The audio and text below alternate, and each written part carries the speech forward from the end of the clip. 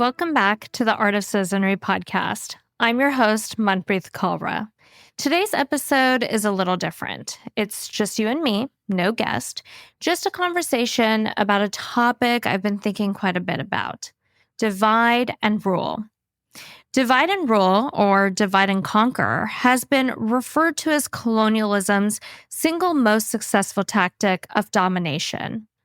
It wasn't just a simple strategy. It was a systemic, surgical approach that reduced colonized peoples to pawns in an imperial game of control and exploitation. By splitting communities along sometimes arbitrary ethnic, religious, and social lines, and assigning them different access to power in a social hierarchy, peaceful neighbors quickly turned into bitter rivals, each vying for acceptance and standing in a system that was designed to pit them against each other. The outcome? Power could now be concentrated and allegiance could be demanded to retain access to power. By keeping people distracted, resistance could be divided, effectively wiping away any collective efforts to organize. Divide and rule was brutally effective in the short term, and its legacy has been nothing short of disastrous, manufacturing arbitrary hierarchies and engendering hate that still permeates within societies that once coexisted. All of this to grab and maintain control. The impact didn't disappear with decolonization movements as increased numbers of colonies gained independence. Instead, it mutated. Today, we still live with the hierarchies, the borders, literal and social, that were engineered to break solidarity. In this episode, we'll dive into historical flashpoints from the partition of India to apartheid South Africa and other colonial interventions in Africa to see how divide and rule was implemented.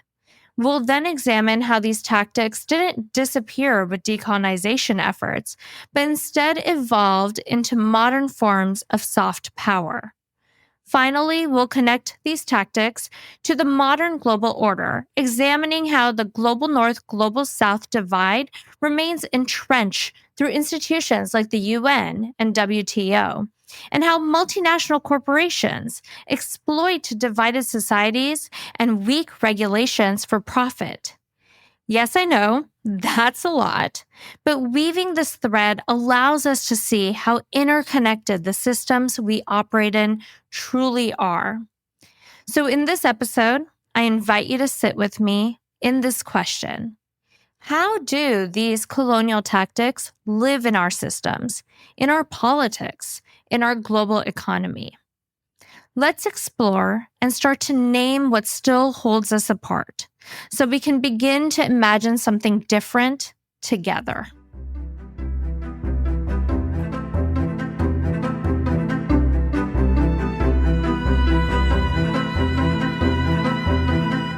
Divisions are not accidental. They are deliberately engineered. Time and again, those in power have manufactured fear and scapegoated the other to maintain dominance and deflect accountability. From imperial conquests to modern political regimes, the strategy is consistent. Sow mistrust, fuel hate, and fracture solidarity. This is not just history. It's our present. We see it in the demonization of immigrants, the assault on trans rights, the systemic marginalization of communities. Othering is a calculated tool of control, designed to distract, divide, and deter collective resistance. To unpack this, let us begin by unpacking examples from colonial history. For nearly 2 centuries, the British had ruled the Indian subcontinent, and to keep control, they often fomented existing caste-based religious and linguistic differences. Colonial policies institutionalized communal identities, separate electorates, preferential treatment for certain groups, among other blatant power differentials. The British exacerbated social hierarchies for their benefit, further cementing differences within communities that historically coexisted in relative peace. At the end of the British Raj, they left behind a population deeply fragmented, particularly along socio-religious lines. So, how does this play out today? Well, earlier last month, tensions of war arose once again between India and Pakistan after an attack against tourists in Kashmir. Anti-Muslim and anti-Pakistan narratives flooded Indian news outlets, further fanning the same narratives once used to justify divide and now being used to amplify nationalist ideologies. Human Rights Watch reported mass arrests of Muslims in some Indian states and legal actions against activists criticizing the government's response, all while security forces in Jammu and Kashmir imposed collective punishment by demolishing the homes of alleged militants, despite the Supreme Court previously prohibiting such actions due to past abuses. These actions didn't arise in a vacuum. They exist in a context shaped by the fraught history between India and Pakistan, two nations carved from the same land, yet divided by another's pen. To understand the present, we have to interrogate the roots of the border dividing these two nation states, seeding the narratives of hate that now fuel warmongering. On July 15, 1947, the British Parliament passed the Indian Independence Act, marking the official end of the British Raj on August 15, 1947. The act created two independent dominions, a Hindu-majority India and Muslim-majority Pakistan. The Radcliffe Line was an arbitrary boundary that forced the division of regions with historically mixed populations of Hindus, Muslims, and Sikhs. Entire communities found themselves on the wrong side of the border, even if they had been living there for generations. What followed was the world's largest forced migration, resulting in the bloody displacement of over 10 million individuals. According to some estimates, about 14 to 15 million people were uprooted and around 2 million were killed in the carnage. Entire villages emptied, families split overnight by an arbitrary line on a map. Women suffered horribly. An estimated 75,000 women were abducted and raped amid the chaos. This was a catastrophe further set ablaze by colonial policies. Divide and rule had fanned the flames for decades, making neighbors see each other as enemies. Divide and rule policies have been rinsed and repeated in various geographic contexts. One of the most insidious tactics of divide and rule in colonial and apartheid South Africa was the artificial creation of racial and tribal identities. African, colored, Indian, white, all designed to fragment the population. These categories were not natural. They were constructed to assign different legal rights, political access, and social status. By turning communities into rivals, the state ultimately maintained control. The discriminatory divide between whites of European descent and Black Africans stretches back to the era of 19th century British and Dutch imperialism, but the concept of apartheid did not become law until 1953, when the white-dominated parliament passed the Reservation of Separate Amenities Act, which officially segregated public spaces. Apartheid was a system of racial segregation designed to cement white minority rule over the Black majority. And what better way to weaken a majority than to carve it up? The Promotion of Bantu Self-Government Act of 1959 created 10 fake homelands for Black South Africans, referred to as Bantustans. Separating Black South Africans from each other enabled the government to claim that there was no Black majority and reduced the possibility that Black people could unify into one nationalist organization. Every Black South African was designated as a citizen of one of the Bantustans, a system that supposedly gave them full political rights, but effectively removed them from the nation's political body. A series of land acts set aside more than 80% of the country's land for the white minority, and passed laws required non whites to carry documents authorizing their presence in restricted areas. Bantustans were ostensibly autonomous ethnic states where Black people were supposed to have citizenship, conveniently outside the white South African polity. In reality, they were fragmented, impoverished ghettos on barren land. They served a dual purpose, isolating Black communities from one another and stripping them of any claim to the rich lands and cities reserved for whites. It was divide and rule written into law and geography. Each Bantustan corresponded to an ethnic or linguistic group, Zulu, Xhosa, Sotho, etc., exasperating divide between Black South Africans by cementing mistrust between these groups made it easier to control the population. From 1961 to 1994, more than 3.5 million people were forcibly removed from their homes and forced to live in Bantustans. While white South Africans only made up 10% of the country's population at the end of apartheid, they owned nearly 90% of the land. Life in Bantustans was harsh. These territories were overcrowded and economically non-viable. In effect, they were prisons of poverty. People living there had virtually no opportunities. They survived as cheap labor pool for white-owned industries and farms. Black workers were forced to migrate to white areas for jobs under strict past laws, while their families remained in the Bantustans, a classic divide, labor separated from community. The Bantustan policy was colonial by design, effectively divide and rule in the guise of public policy. Divide and conquer was a favorite tool of European colonial powers, often with devastating long-term consequences. In many cases, colonial rulers exaggerated or even manufactured ethnic divisions to prop up their rule. In Rwanda, the colonial strategy of divide and rule contributed directly to one of the worst atrocities of the 20th century. Rwanda's people consisted of two main social groups, Hutu and Tutsi, who shared the same language and culture and had lived together for centuries. Pre-colonial Rwandan society had stratifications, but the lines were not rigid. There was intermarriage, social mobility, and a degree of fluid identity. And then came the Europeans, first Germany, and then after World War I, Belgium. The Belgians seized these social categories and transformed them into fixed racial castes.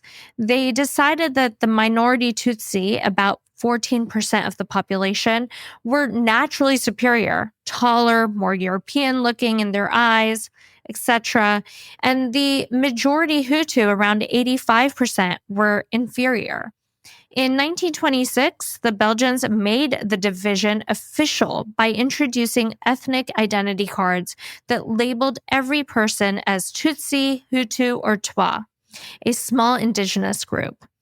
A person's category was now a legal identity, unchangeable, starkly hierarchical, and reinforced constantly.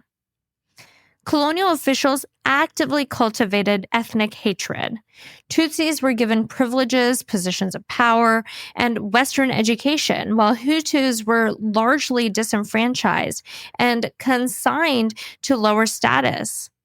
By the time Rwanda approached independence in the late 1950s, society was sharply polarized.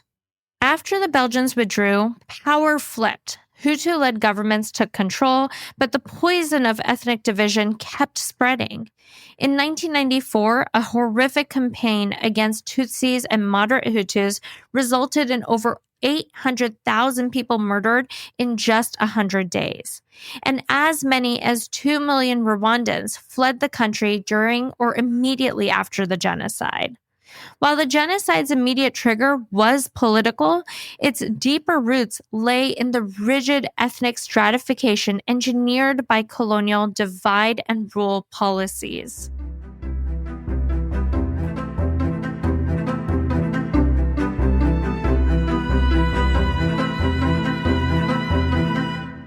Colonial rule, in its classic sense, may have ended by the mid 20th century, but its power dynamics persist in the form of neocolonialism.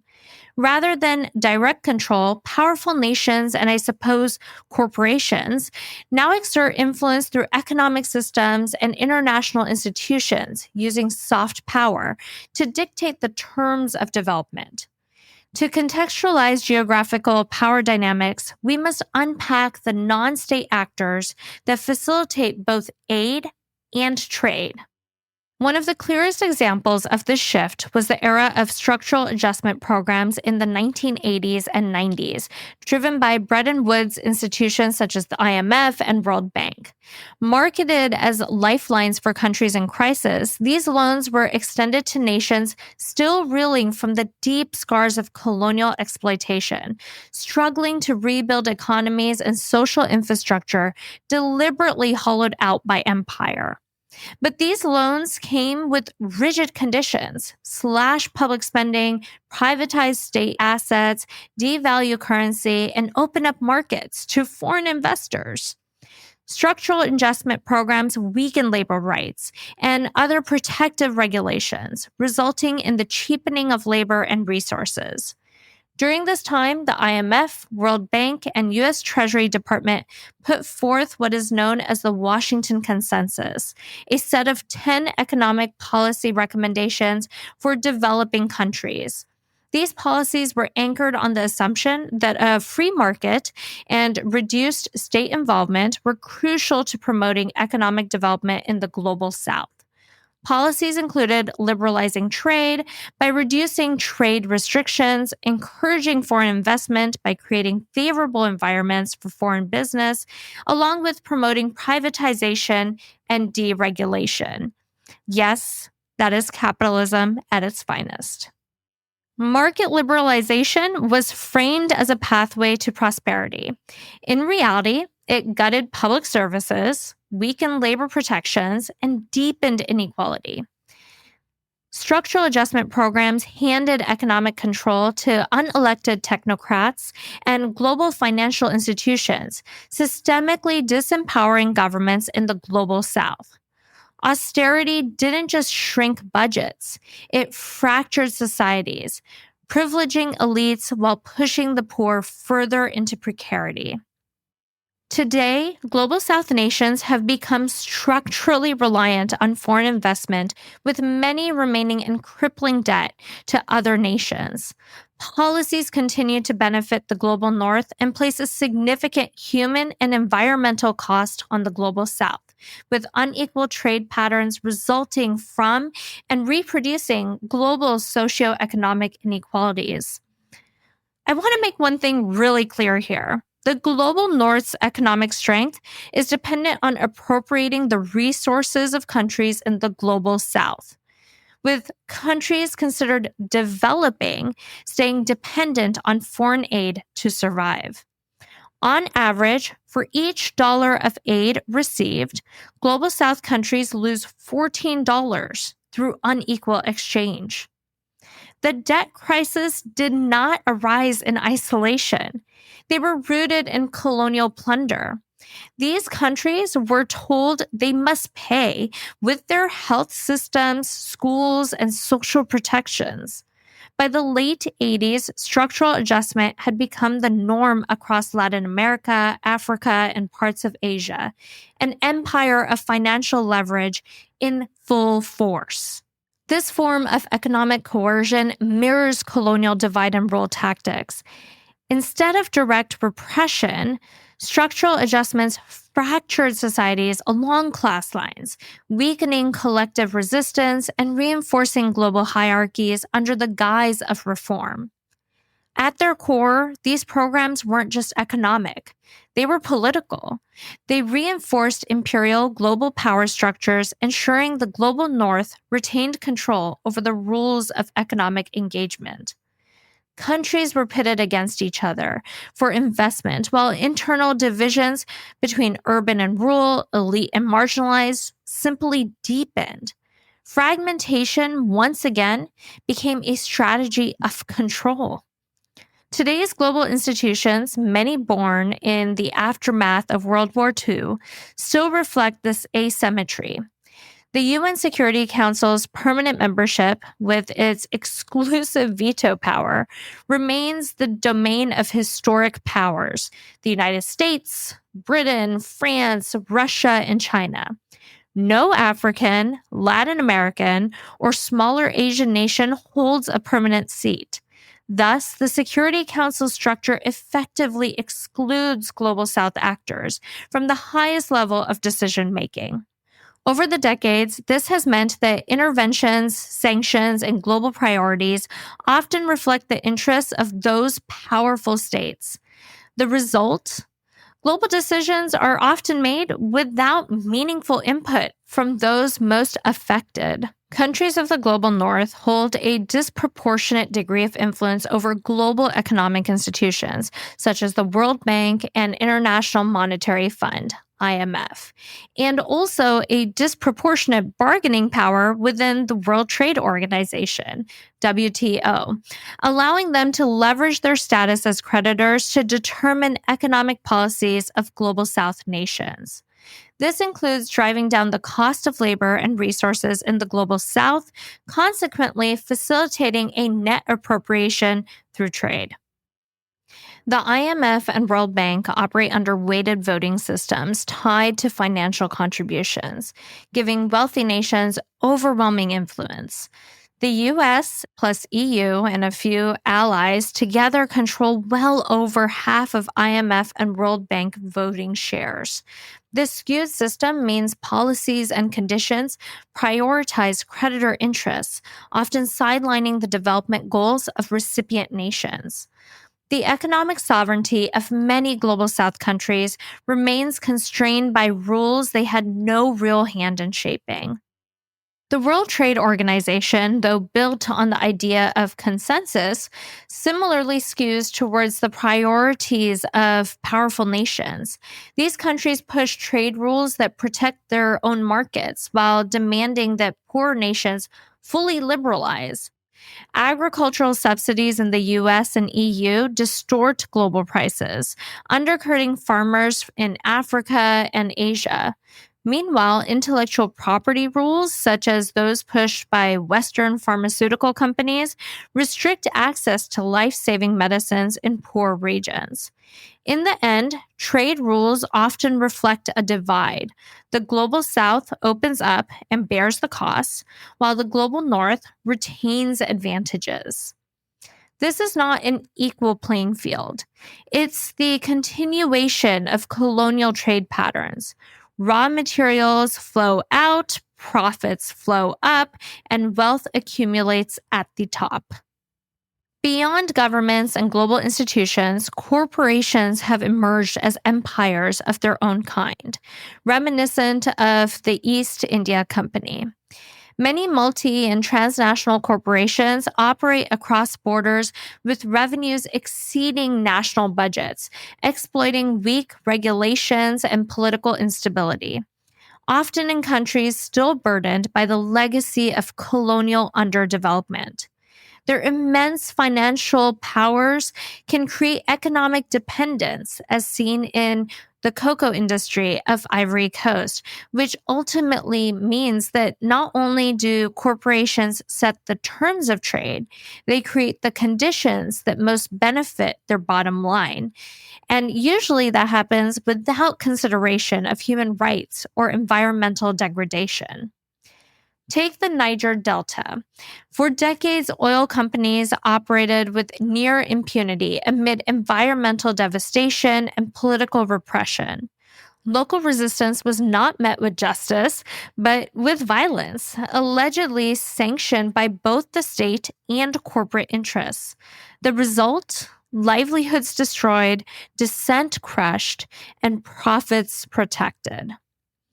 Another example is banana farming in Colombia, one that I actually wrote about last year alongside Anna Canning, who recently joined me on our episode about lucky brands and the role of private equity in fashion. In 2024, Chiquita was found liable by a U.S. jury for financing the AUC, a right-wing paramilitary group responsible for egregious human rights abuses. These payments, according to survivors, helped fund a brutal campaign of terror, including assassinations, massacres, and forced displacement in banana-growing regions where Chiquita operated.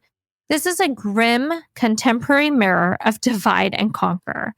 Manufacturing divisions and conflict makes it easier to exploit a society for resources. These were not isolated incidents. They are the logical outcome of systems designed to prioritize the control of profit and power. Divide and rule lives on, perhaps not in colonial offices, but in boardrooms, trade agreements, and global summits. Fragmentation is still the strategy. Control is still the goal. It shapes how we see one another within and across borders, recycling the same imperial narratives used to justify domination, sow distrust, and fracture societies to keep power in the hands of a few. Corporate accountability remains one of the weakest links in the global order. There is still no binding international framework to hold multinational corporations responsible for human rights abuses or environmental harm across borders. Under the guise of free trade and investment protection, global North governments frequently shield their companies from scrutiny, even when their operations undermine development and human rights in the global South. This isn't a glitch in the system. It is the system. Power remains concentrated, and the institutions meant to uphold global cooperation often reinforce existing hierarchies. From climate negotiations, where the poorest face the most risk but receive the least support, to the early days of COVID-19 vaccine hoarding, the global North-global South divide persists in deeply material ways. What we're witnessing is not just the aftermath of colonialism, but its evolution. Divide and conquer was never just a tactic of the past. It was a blueprint, adopted to modern globalization, institutionalized in trade, finance, and foreign policy. Fragmentation remains a tool of control, and inequality a manufactured outcome.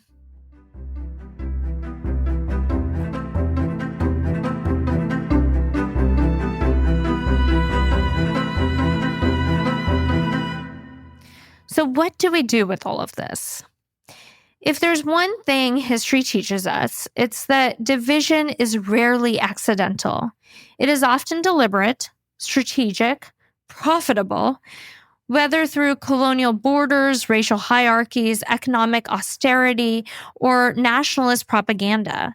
Divide and rule is a tactic designed to keep power in the hands of a few, while the many are distracted, dispossessed, and divided. But here's the truth.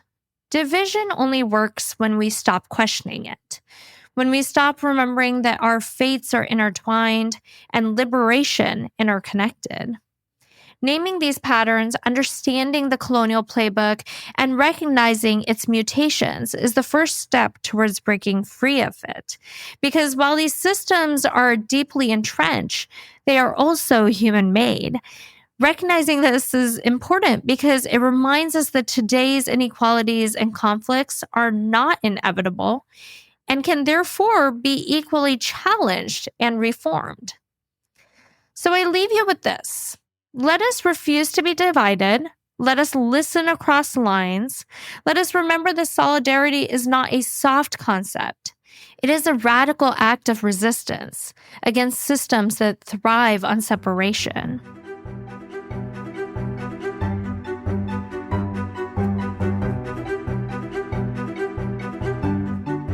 With that, I want to thank you all for tuning in. This podcast is entirely listener-supported. I truly hope you consider contributing to it by visiting artofcitizenry.com/support. Please remember to subscribe to Art of Citizenry wherever you listen to podcasts and give it 5 stars.